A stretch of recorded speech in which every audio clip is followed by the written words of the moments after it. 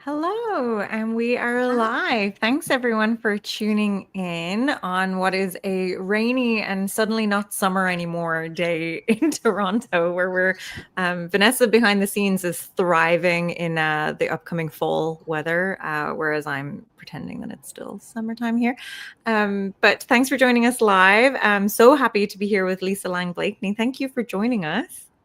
Yes, I'm excited.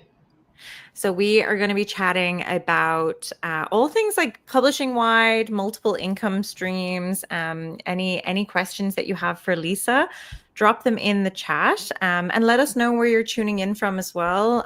Is it fall or autumn where you are? Maybe not. But if you have any questions, let us know. And I'll read a little bit of an intro for you, Lisa, if that's okay. Okay. All right. So I'm very excited to be talking to you, a USA Today best-selling author, and you have a background in psychology and a passion for storytelling. Lisa crafts steamy contemporary romances featuring alpha hot antiheroes and athletes. Is there anything that you wanted to add to that? No, that's about it. Well, thanks so much for joining us. And if there's anyone who isn't familiar, I wonder if you could tell us a little bit about yourself and how did your career in writing begin? Well, I always knew I wanted to be a writer. I just didn't know, how to tell my parents that I didn't want to be a journalist. So I did what they told me, and I went to journalism school and worked in journalism, which is, as you know, completely different type of writing. Mm-hmm. And so it took me a minute. I'm a late bloomer. It took me a minute to step into my, my big girl panties and say, okay, this isn't for me. And along the way, life happened. I got married, I had children, and I was able to put that off for a minute. And then finally, I decided that I wanted to write seriously and write fiction. And so I want to say that was about 2013 when I started seriously writing. And then I published my first novel in 2015. Wow. Yeah. Did it pretty quick. Pretty quick after you've made the decision to go. And was there a big learning curve with switching your writing brain from journalism to fiction? I have to presume you're a big reader, as most writers are avid readers. Right. Yeah. How was I that? was a big reader. I was always a big reader. There was a switch because in the after journalism, I actually was in the nonfiction world. I was a business content marketing coach. So I wrote a lot of copy for people, blog posts for people, things like that. And that was a very different type of writing than fiction. And it took me a long time to write the first book because I just didn't know if I was any good at it. And the people I kind of had around me, of course, were telling me, oh, it's great. I just didn't have, I wasn't really sure. And so that's why it took me a long time to kind of put it out there. But I had been writing that first book, for a long time. Mm-hmm. And so, a lot of things happened. My mom got sick, and it was kind of a wake-up call for me that, like, if you just got to try stuff, because you're going to wake up one day and, you're going to be mad that you didn't at least try. And so that's what I did. I just put it out there in the world. And luckily, I will say some of this is luck. I met some people along the way that really were supportive and helped me and pointed me in the right direction. Nice, nice. Well, the community is such it's always one of my favorite pieces of working with indie authors. And in the chat, we have people coming in from New York and from Chicago. Summer's over in Ireland. And Peter, yes, I had a great trip. I was there very recently to visit my family, but back now, and summer has evaporated. So I saw you, Lisa, at Romance Author Mastermind last year, and you did this excellent talk. And it was just so nice to be able to sort of, I mean, I love going to that conference because it's just such a nice community. So I wanted to chat a little bit about your career, that you've kind of, we can chat about the community aspect a bit later. So you're a wide author.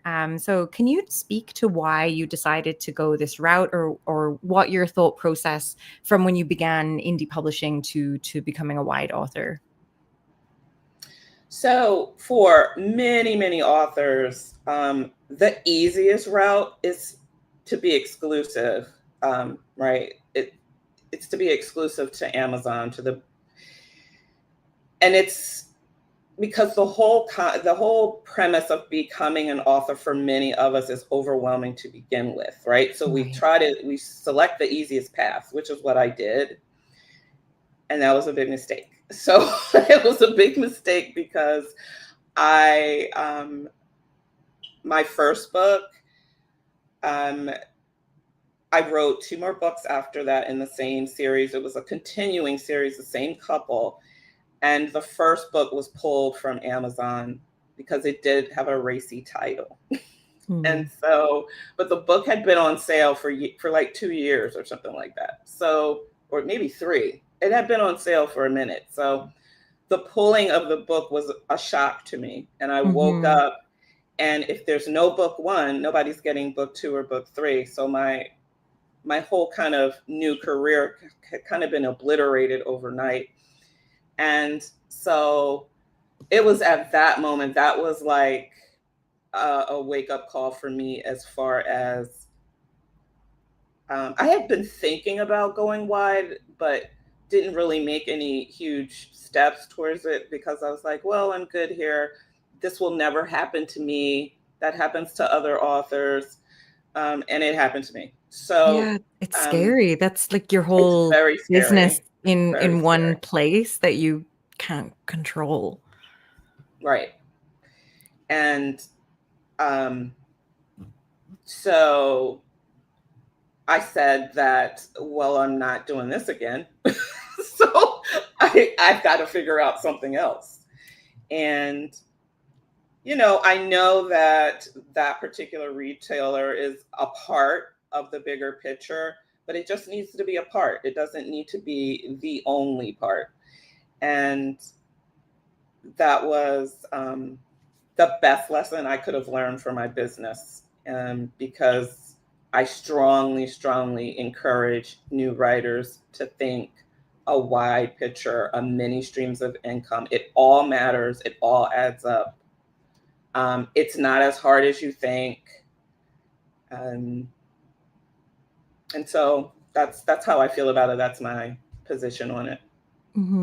It can be kind of overwhelming at the beginning, especially if you're new to like the indie publishing industry, because all of a sudden you're doing everything and you're having to learn about all of these different places.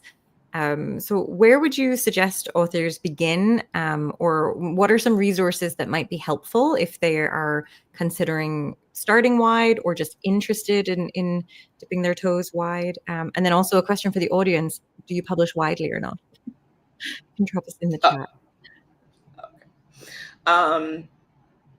So when I first was considering going wide, I just looked for other authors that were also wide and were talking about it in Facebook groups, right? So you kind of have to, the great thing about our community is that there are so many niche community groups where you can get lots of information. I'm in this group actually right now where some author friends of mine and I just discovered or just learned that even if you were exclusive with Amazon, you were allowed to put your books in libraries. And it's and nobody knew that, right? So this is the buzz what do you going feel around about, at the moment. yeah, it's like the big buzz, right? Yeah, yeah. So, I mean, you know, you have to do your due diligence about that and check the terms of service and all that. But I'm just saying, being active in these little writing groups is, to me, the best way. Just kind of information seeking, talking to other authors. When I work with new authors, the number one thing I find is that they're um, very isolated. And when I say isolated, I mean information isolated. Like Mm. they haven't spoken to any other authors online at all. And you got to do that. I strongly believe that you have to. I'm a natural introvert. I get it. But at least online, you do have some kind of distance from the person and you're just kind of information gathering. You might just be lurking in the group for a while, just listening. And then at some point, you ask a question. But the groups are important. Being part of a community is important. For instance, like the Wide for the Win Facebook group is a great group to be in, to learn um, about all the different retailers and where you could start. I always say that, you know, if you're going to write a book and you're going to publish a book, you're going to start with the big five, right? And Kobo is one of those big five, and you publish there. And there, it's really not a lot of energy, in my opinion, to publish to the big five, you know, straight to Yeah. the retailer. But if it is, there's also other options. You could use draft to digital to publish your book to the big five, and you just have to, you know, publish at that one place. Yeah, Um, the big five, in case anyone isn't sure what we mean by that, is I'll put Kobo first. Kobo, Apple, Google, Barnes and Noble, and Amazon. Those are the places that you for sure want your books to be available in. And as Absolutely. Lisa's saying, if you at the beginning, or if that's maybe a little daunting, making like 5 accounts, there are aggregators out there like Draft to Digital that can do that for you if you want. There's pros and cons. But you certainly want your books to be available on all platforms if you are publishing widely. Yeah. So, like, there are pros and cons to that. But if it's about whether you do it or not, then go with the aggregator. Like, it's better to get it done. It's better to be on all five than to not do it because it feels overwhelming to you. Um, you know, because you want, the goal is to have your books everywhere and on and in front of as many eyes as possible. And yeah, so that's where I would start. Yeah. And we, so Peter says here, Peter is wide, has always been wide as pen name, but Amazon still accounts for a good chunk of his revenue. I wonder if you have any advice or tips for building up the other areas. And as we chat about the multiple streams of income, I guess I was wondering if you could define what that also means. Sure. Well, multiple streams of income means that you're taking your book, your asset, and your you know, it's your IP, right? You're trying to take that book and pull as many streams of income from different places off of the same body of work, so that you're not doing more work, right? You're getting your book to work for you. And so I start with the big five, but then there's other places my book can be. And then there's other formats my book can be in. And all these are streams, right? So you have audio, you have translations, you have fiction apps, you have all these different places where that same book can make you money. And so that's multiple streams of income, right? Having that book work hard for you.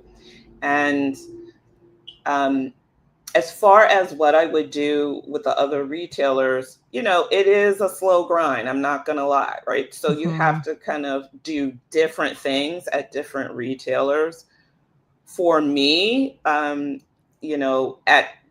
for Google is a search engine. So I would work on the SEO of my books over at Google to get organic search.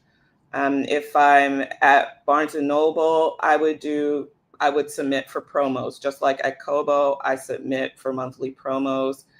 And I also really when I started focusing on having my readers join Kobo Plus, the subscription over at Kobo, that's where my income changed more over at Kobo as well. So it's all, and everybody's going to be different. Every author has kind of a different path. But for me, just telling my readers, hey, have you tried this? Did you know this exists? And did you know you can read all your favorite authors over there? And we all kind of collectively, this goes back to the community. All authors are talking to each other that are wide, and we're saying, okay, you guys, let's keep telling our readers about these other options. And when we all kind of collectively work together, we can move the needle. And you will see a change when you just kind of commit to those monthly things like the promos, the SEO, I said Barnes and Noble. What's the other one? Who am I missing? Apple has promos as well.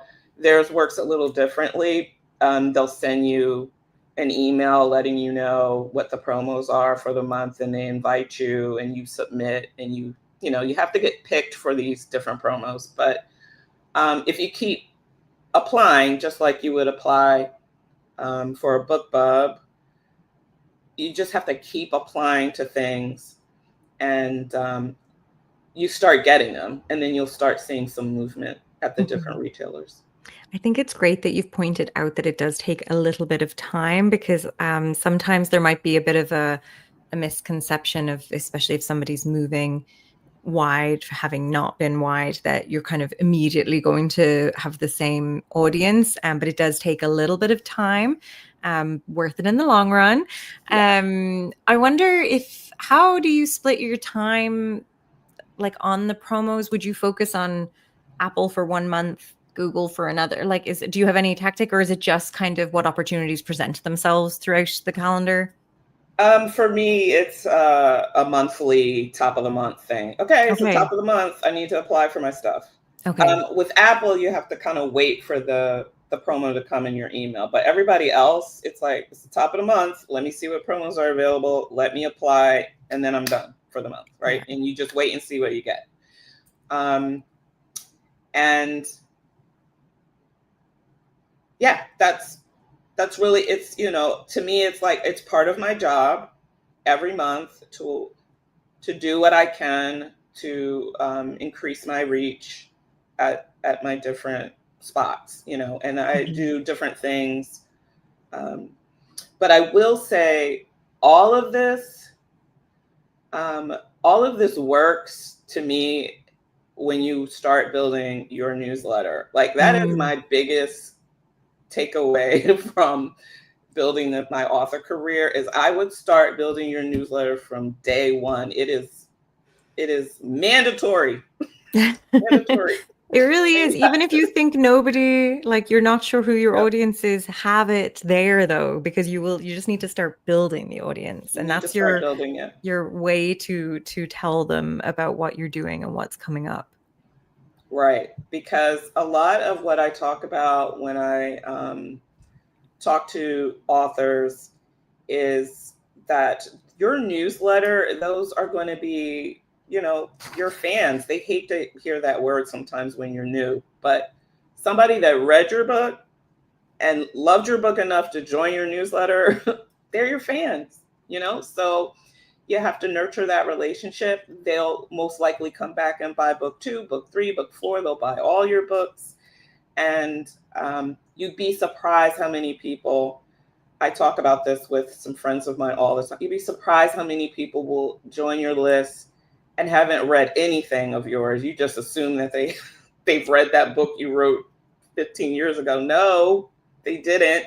And you have to treat, there always should be like a part in your newsletter where you're treating somebody like they're there for the first time. Mm-hmm. And I find that has been key. And then in that newsletter, I'll talk about a Kobo promo or Apple promo, or,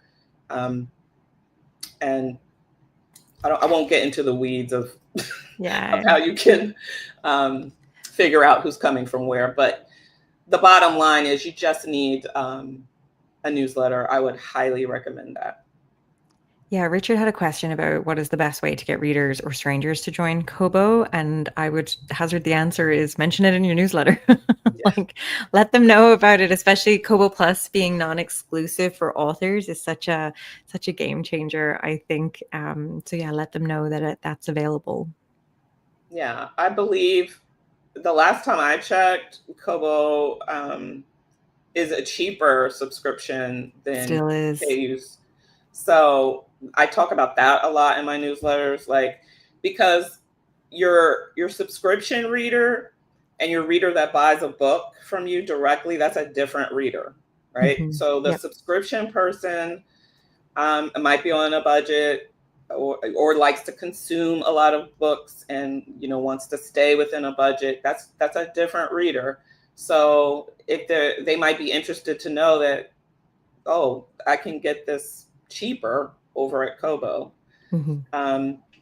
Or even try out. They might be new authors. We see a lot of people coming from that other service, and it's not the same authors. You have now this whole array of wide authors that you might not have read before. So when I look at the things that are being read, it's often older books and like backlist content from readers that are discovering authors for the first time, which is really wonderful. That's exciting, and that's like great for authors. Yeah, it's really great. And that's really the goal, right? You want to just get more new eyes on your books, on your backlist as you grow your backlist, because it's not just about the newest book. It's about your whole body of work. We have a question here, and I guess this leads into what I would like to chat about. You've mentioned like the different forms for your, like, you know, considering your book, your IP, your intellectual property. So a question about audio in particular. So using AI to generate an audio version for a book that was not written by AI. So like a book that you've written yourself, is that good or bad? Will readers have a strong reaction to that? I'm just wondering what your thoughts are. That's an interesting question. Well, I'll be honest, I haven't done it because of that. So I can't speak to,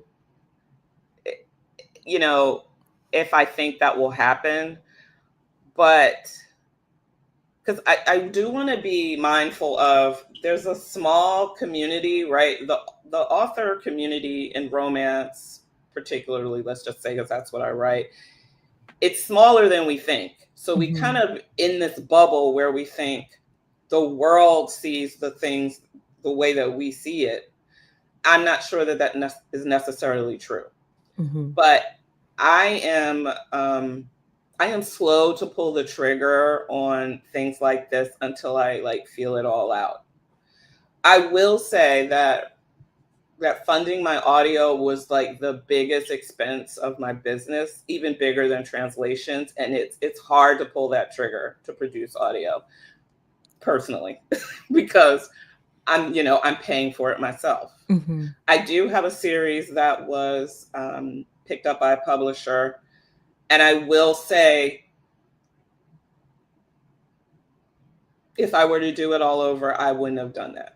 You would have just done it on your own? I would have done it on my own, because ultimately at the end of the day, I would have made more money. Right. So have you earned back have you earned back your audio? Like I did earn back my audio.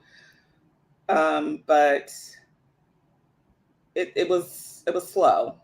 You know, for some, and again, this is an author to author thing. Yeah. A lot of it depends on genre. A lot of it depends on, your readership. It just differs. For some people, they kill audio, like they're killing it. And for some of us, it's a slog, right? So for me, my golden goose are translations. Mm-hmm. Translations really kind of, I mean, I want to say almost in certain points tripled my income, sometimes Wow. doubled it. It depends on how many releases I had. But so going back to audio though, personally, I'm waiting for a second. I'm Yeah. feeling it all out. But I'm a very slow, I pull the trigger on things slowly. I think the audio market is just growing and growing as well. So it might, I think there's more competition now than ever before, and competition Yeah. is wonderful. As you know, Kobo has audio. You can publish your audiobooks with Kobo Writing Life as well. We do accept AI narrated audiobooks, just with the caveat that you sort of clearly label that it is AI, just in the metadata, maybe on your cover. I've seen people use those little stickers. We just don't want to disappoint any customers. That's sort of Right. our focus. Is you want to make sure that the customer is realizing that, okay, this is AI versus human narrated, which they would, people have preferences. So yeah, I would definitely recommend looking into or chatting to, as you were saying, Lisa, your community, people that are writing in similar genres. What has their experience been with audio? Yeah, learn from that. And let's chat about translations a little bit, because Richard is asking, what language have you found most profitable for your translations? For me, it's been Germany. Nice. Yeah, Germany is a huge market, at least for romance. Mm-hmm. I'm not sure about other genres, but for romance, it's a huge emerging market. Nice. And what other languages do you translate into? French and Italian, and I'm not sure what my next language is going to be, because I've seen mixed results with Mhm. Spanish. Have you And done the translations yourself, or are you selling the rights, or what's your experience I been? do them myself. Okay. Um, I do them myself.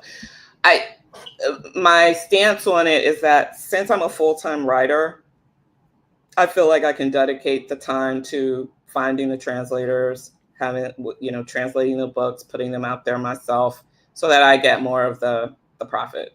Yeah. If I had a full-time job, which I'm sure some people in the chat do, um, and I might consider selling my rights because it might be easier. But I will say, if money is the goal, I would, and it doesn't seem overwhelming for you, I I would do it direct, because all you're really doing is exactly what you would do for your English books. You're Right. doing all the same things, except you just have to have someone translate that book for you. So if you were to make a decision between audio versus translations, I mean, I guess it's personal and it depends on the author, but would you lean Personal. more toward the translation, just because, again, it's the same, it's just another ebook, and you already, in theory, know how to market Right. your English ebooks. And so that's the thing, right? It's because you're already doing it, you're doing the exact same things for translation. So to me, it's probably easier for an author to get into translations, although some people, they have a block around it. I'm not sure Mhm. exactly why, but everybody has different opinions on audio. A lot of authors will tell you, it's English, it's audio, then it's translation. And that's because that's the order that kind of we've always done it. Mhm. But I don't know that that needs to be the order for everybody. Um, Again, it's an author to author situation, though.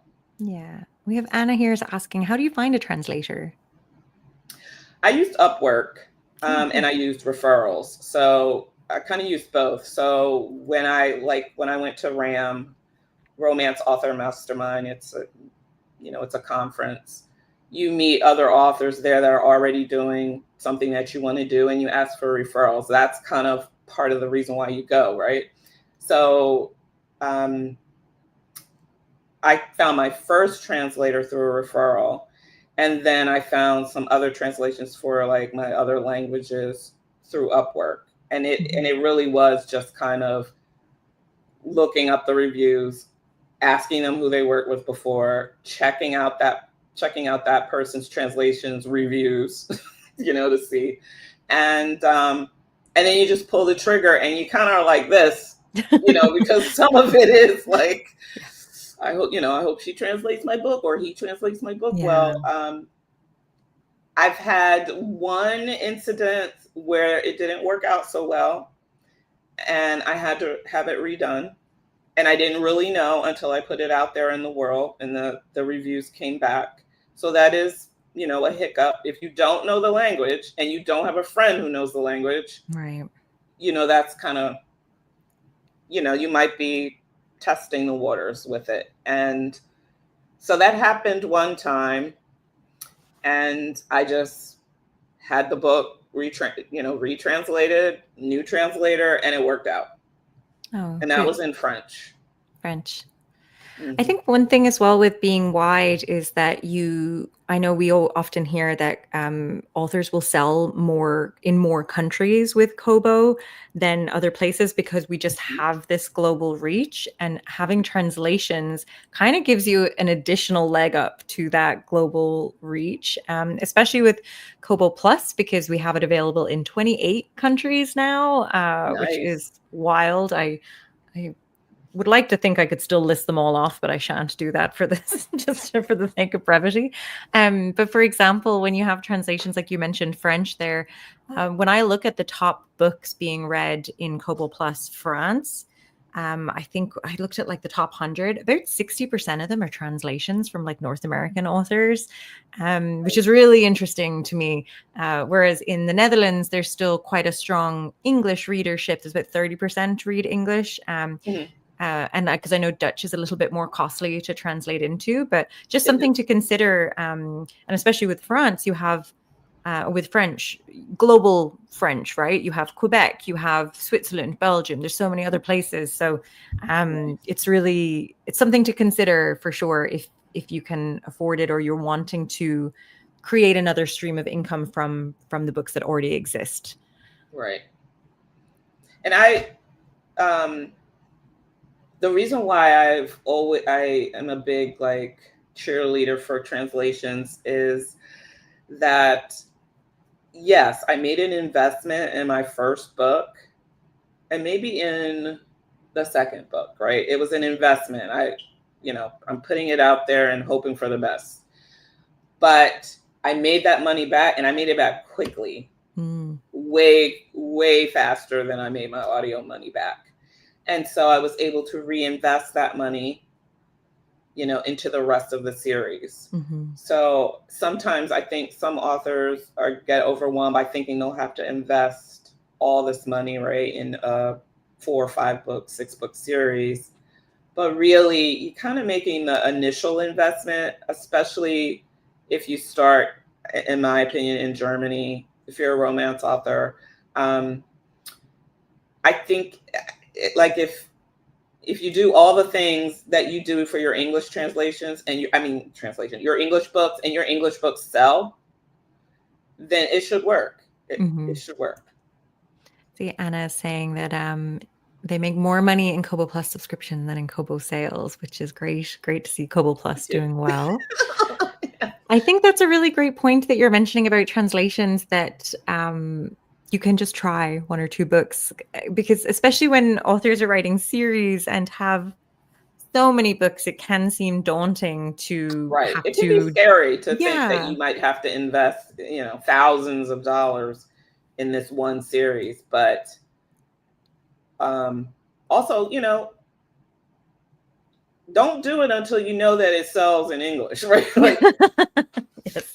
Gotta have a good product first. Don't pick your dud and try to translate it. Like, pick your best-selling series, and have that translated. And I strongly believe it'll work. If it's working in English, I think it'll work in other languages. Something you talked about at RAM that I love, which is something that I try and do in my day-to-day at work as well, but it was actually a good reminder to be more be more on top of it, is setting SMART goals. So I was wondering if you could explain what this is and how you use it to help your author business. I think for me, setting SMART goals, it really started because early on in my career, I was very overwhelmed by all the things. The flip side about being in all these groups and communities and writing groups that I talked about, the downside of that is you get all this information, right? You get all these tips, and this person's doing this and this person's doing that, and you've got to do this and you've got to do that. And it can become very overwhelming. So I had to adopt kind of like a 1% progress rule for myself, right? To protect my peace, because my peace is the number one priority for me. I've got children, I've got a husband, I've got friends, I've got a life outside of this writer life, right? And I want to maximize that life. I want to have a great life. So in order for that, I've got to manage my anxiety, manage, that. And so I do small daily things or tasks, to get me to my goal instead of all the things. And for me, some of that is saying no to things, and that's both personal and professional. And it's also, it's also, I'm not recommending this for everyone, but the way that I manage my time is that on like Monday, let's say, I dedicate to writing, and then the second part of the day I dedicate to newsletters. On Tuesday, writing, and then dedicated to, what is Tuesday? Maybe social media. Wednesday, writing. The second part of the day is something else, like my direct store. So that has worked for me in managing my time and not being all over the place, and setting very small, measurable goals for each of those areas of my business. Yeah, I think it can be probably very easy to get overwhelmed or distracted with just, I'm doing this research for this book and now I'm writing this book, and like, oh no, I had to apply for that thing and I forgot about it. So I love the idea of breaking down the goals into making sure, I think, because like the SMART acronym is the specific, measurable, achievable, relevant, and time bound. And I think the time bound is really important, especially when you're self-driven, because it can be so easy to move your own deadline. So setting up those little goals, I think, is very important. Yes. And for me, and for some others, writing is always the first goal, right? And this is different for everybody. For some people, marketing, they need to set aside a specific amount of time and a specific task for marketing because they hate it. Yeah. I love marketing. Well, you've got the but I got to content be in the right marketing mood to write. background. Yeah. I got to be in the zone to write. And but what I've learned over time is that I can create that zone. And, it might look like this. It might look like this. It means I might have to take a quick walk before I write. I might have to cuddle with my dogs for a second before I write. I have to have my coffee. Like I have a ritual, and then I can get in the mode and then I write. But I have to make a promise to myself that I'll at least spend 30 minutes at least writing something in my work in progress. And so that's me committing to the writing. The marketing, is fun for me. So it's not as hard. Now, the flip side, there's a lot of other people where it's the flip. They rather write all day and they never get to the marketing stuff. So you might have to decide, I'm going to spend 45 minutes today, working on my newsletter, or 45 minutes today, scheduling social media posts. or, you know, or if you have the money, that, you know, you might be farming one of those tasks out. So there, you know, that's what I do. Anna has, just to go back to translations real briefly, do you recommend having novellas translated if they're connected, or would you focus on like full-length books? If the novella is, you know, in your series path, yes, you should have it translated. They should have the same experience that your English readers have. Okay. Thank you. And I wanted to chat briefly. I know we're flying through time here. I could chat forever, but let's talk a little bit about direct sales. So, how important is your direct revenue to your author income? Very important. Mm. I know people don't want to hear this, but let me say this. I didn't have huge hopes for a direct store when I started this, right? I thought, okay, well, I think I had been to maybe a RAM, not the last one, but maybe it was a RAM before that or 2 RAMs before that. I can't remember which one, but that was the talk of the conference, direct sales. There's always one thing that everyone's obsessed about, right? Every conference, there's always one. Oh, we all start a store. So, but I didn't really know how I was going to do it. I was worried that it was going to like kill my sales at the retailers. Like I had all these preconceived notions about direct sales, and I didn't have huge hopes for it. But I did it, right? Because I do the thing. Like I investigate, I think about it for a while, and then I'll pull the trigger. So I pulled the trigger, and lo and behold, direct sales is a big deal. Like it's a big deal. And I don't even put half of the energy and effort that some authors do, and that are killing it, right, with direct sales. I almost feel like the bare minimum. And it's still my second biggest income stream. So, and that stems from the newsletter. That goes back to the newsletter. Because I have an audience, I can sell to my audience, and I can say, you can buy direct from me, or you could also buy from the retailers. I always give them a choice. And thank you. You're welcome. But you'll be surprised that a lot of people will buy direct from you.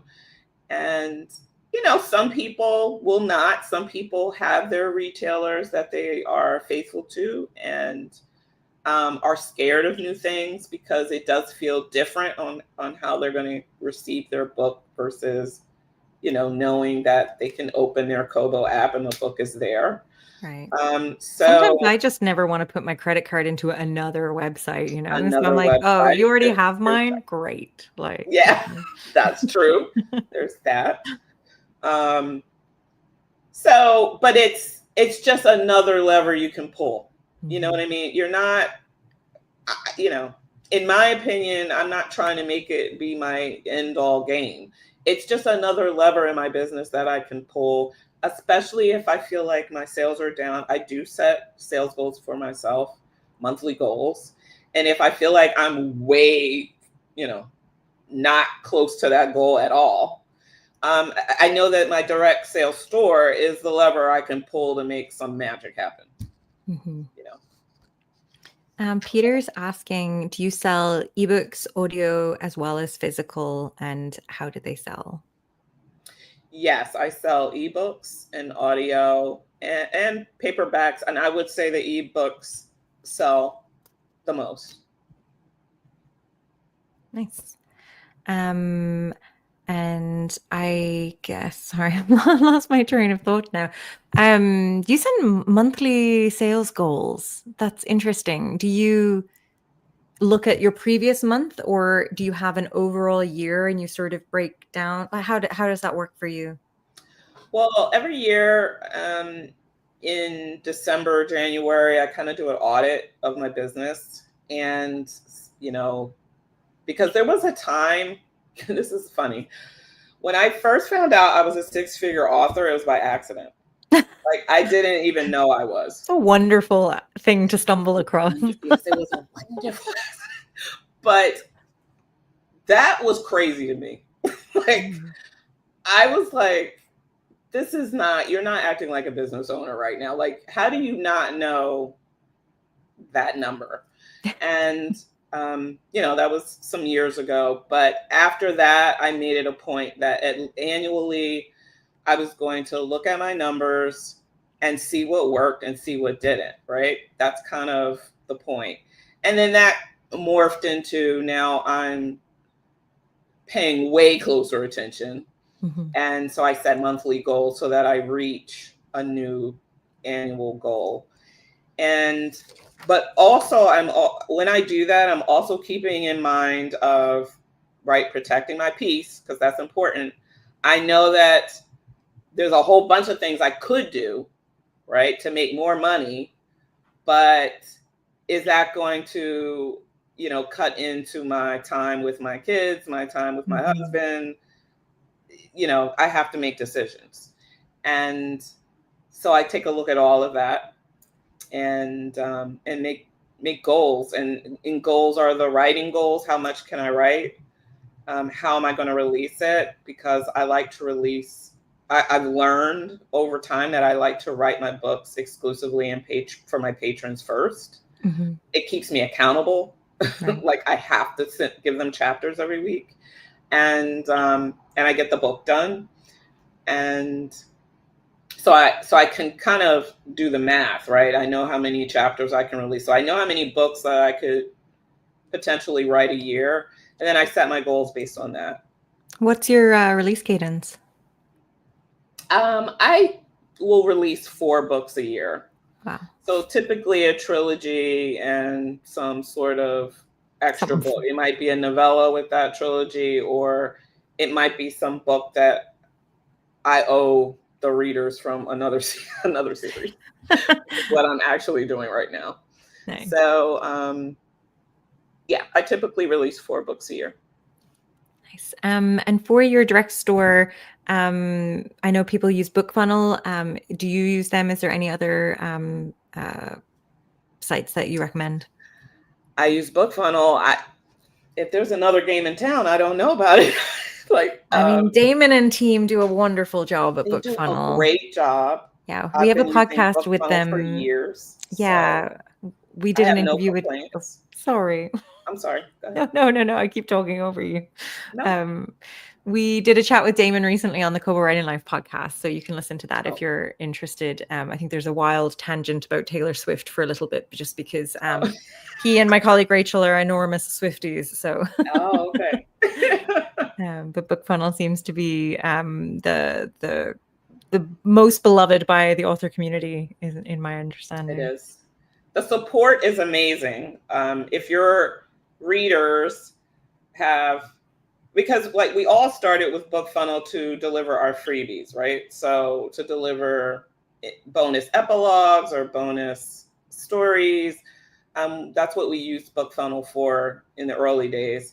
And the support was always there for us, and the support is there for the readers. If the readers have difficulty downloading something, they handle it for you. Mm-hmm. And that is just unheard of, in this kind of customer support way. And that's why they're beloved. And I can't imagine there ever be another game in town that's going to beat their customer service. But, BookFunnel is who I use to deliver the books. And I really have very little problems with customer service. Thanks. And Richard asks, as you've mentioned Patreon, are you on other subscription services like Kickstarter, Patreon? Yeah, I'm on Patreon. I haven't done a Kickstarter yet. Again, I am very deliberate and waiting for, I don't know. I just got to feel like I've got the right situation to do a Kickstarter. And I could be way off base, but I'm not ready. And so when I'm ready, I will do one. But that is another income stream that many authors use and have great success with. So it's always an option. And what's the best way to increase newsletter subscribers? Do you have any tips? So my newsletter really started growing with actual people that are going to read it, with bonus epilogues, bonus chapters. It's all about your books. So every time, in my opinion, every time you write a book, you need to write some bonus material that they can only get if they subscribe to your newsletter. Don't put everything in the book. That's good advice. Period. Keep a little bit. Get them. I don't remember who told me that. Some beautiful author years ago said it somewhere, and I just remember, and I tried it, and I was like, oh my gosh, it works. So, and the reason why you want to do that is not just it helps build your newsletter, but it builds your newsletter with people that have actually read your books and that are probably going to buy the next one. That's why it's the best way to do it. Nice. KL has a comment here. They love BookFunnel and also use Story Origin. So just shout out to them as well for another service that has wonderful support. So that's why I forgot. Yeah, always want to shout out the good things. Yeah. And I guess you've been doing this for quite a while now. What was something that you wish you knew when you started? Oh.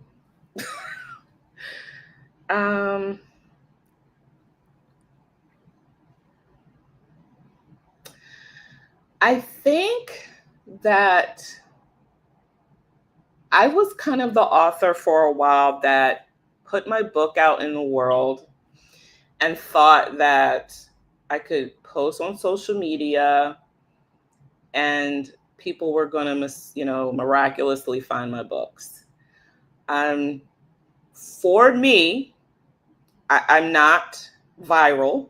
So there's that world. There's authors that have become TikTok viral and that works for them. That has not been the case for me. And ads are an important part of my business.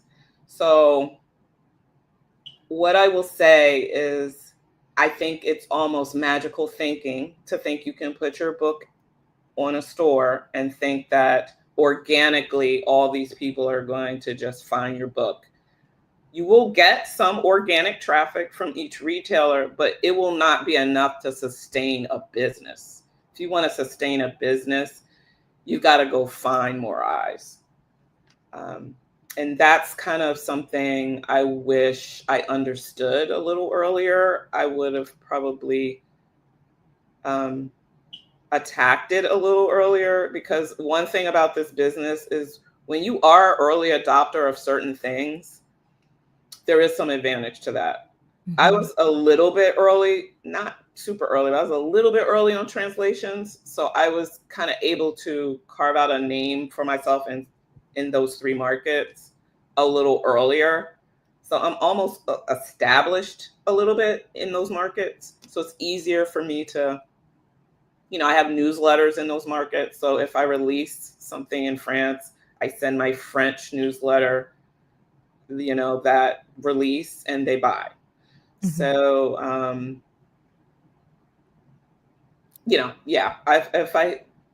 I just want people to think that you've got to do more than just put your book up and cross your fingers. You have to do a little more to get eyeballs. And at first that might be free promos. It might be all the free things first, but you just have to do it. Yeah. I know it's hard though, because you're probably so excited about the writing at the beginning that, you don't want thinking too much about the business part to put you off this industry at all. It's a difficult balance. I don't know how you all do it. But one thing I wanted to add to just the chat, I'll get Vanessa to drop it in. You have very kindly, you have a page for resources for anyone that's checked this out. So do you want to mention what people can learn there? We'll put the link in the chat. Yeah, so it's called an author income date, and it's a resource that's going to have a list of questions, and it's kind of many of the questions that I ask myself when I do that annual audit. And so we're going to discover, what your strengths are in your business, what you like to do, what's working for you right now, what isn't. And even if you haven't published your first book, it'll give you kind of things you should be thinking about as you publish, and keep an eye on, and as you build your streams and build your author business. So, when you write your answers, feel free to email me and let me know what they are. We can chat about them. Thank you. It's very generous of you to offer that. I really appreciate it. Absolutely. And so what are you working on right now? You said you're doing a novella at the moment. What's coming up for the rest of the year for you? I write in Patreon right now. So I'm writing a hockey romance, which is the third book in my Valencia Ice Mafia series. And I'm also writing the last book of my best-selling Masterson series, which I have owed my readers for a long time.